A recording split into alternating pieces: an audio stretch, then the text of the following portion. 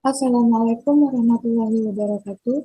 Nama saya Nurlayna Febriani, mahasiswi semester 7 Prodi Teknik Informatika Fakultas Teknik Universitas Ibnu Sina. Di sini saya akan mempresentasikan hasil dari laporan kerja praktek saya dengan judul Sistem Informasi Company Profile pada PT Netru Batam berbasis web. Latar belakang masalah yang saya ambil di sini adalah PT Metro Batam merupakan salah satu tour travel yang kantornya berpusat di Nagoya Business Center Blok 5, nomor 39 Batam. Awalnya PT Metro Batam ini hanya melayani paket tur luar negeri dan dalam negeri.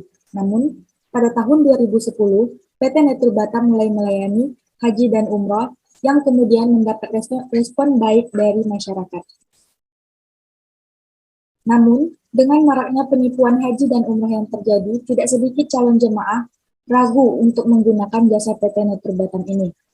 Nah, dari latar belakang masalah ini, saya mengangkat sebuah laporan kerja praktek dengan judul Sistem Informasi Company Profile pada PT Netru Batam dengan berbasis web.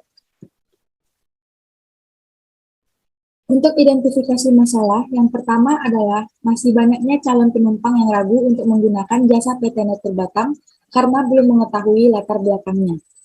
Yang kedua, kurangnya informasi yang valid mengenai paket tur dan umroh pada PT Netru Batam. Kemudian rumusan masalah yang saya angkat adalah bagaimana merancang sistem informasi company profile pada PT Netru Batam dengan berbasis web.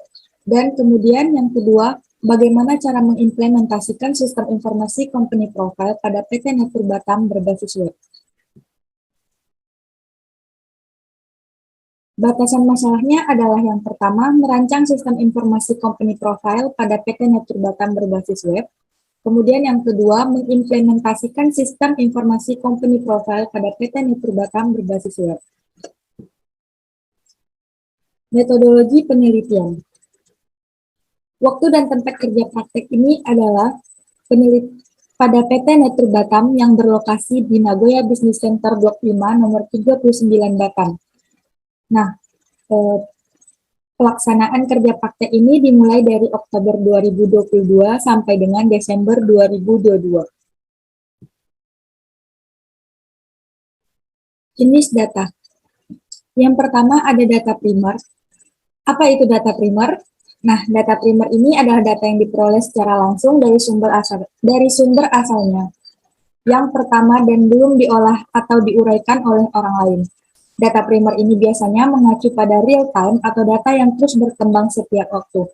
Sedangkan yang kedua ada data sekunder, yang mana data sekunder ini adalah data yang diperoleh secara tidak langsung. Data ini diperoleh dari sumber perpustakaan atau data yang berbentuk dokumen. Sementara itu, proses pengumpulan data sekunder lebih cenderung mudah dan cepat untuk dilakukan. Di sini ada perangkat pemecahan masalah, dimulai dari kemudian ada studi pustaka, perancangan pokok masalah tujuan dan tujuan penelitian, ada pengumpulan data, pengolahan data, perancangan sistem, pengujian sistem, apakah sistem berjalan atau tidak, kemudian penerapannya, perawatan, dan selesai. Kemudian ada metode pengumpulan data. Data primer saya dapatkan dari wawancara dengan Bapak Wan Wawan Wahyu Ilahi yang merupakan salah satu staf dari PT Netru Batam. Kemudian data primer yang kedua saya dapat dari observasi di lapangan di PT Netru Batam dengan melihat kinerja dan menguji coba sistem yang sudah berjalan dengan tujuan untuk memastikan perancangan sistem informasi company profile pada PT Netru Batam berbasis web terpenuhi sesuai dengan data yang dibutuhkan. Kemudian data sekunder saya dapatkan dari mengambil laporan biografi kantor berupa buku yang diberikan oleh direktur utama di PT Netru Batam.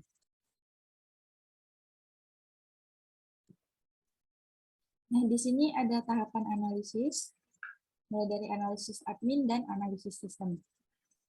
Bisa dilihat dari gambar. Kemudian ada desain antarmuka. Ini ada logo Netur, beranda, semua kategori tentang kontak masuk.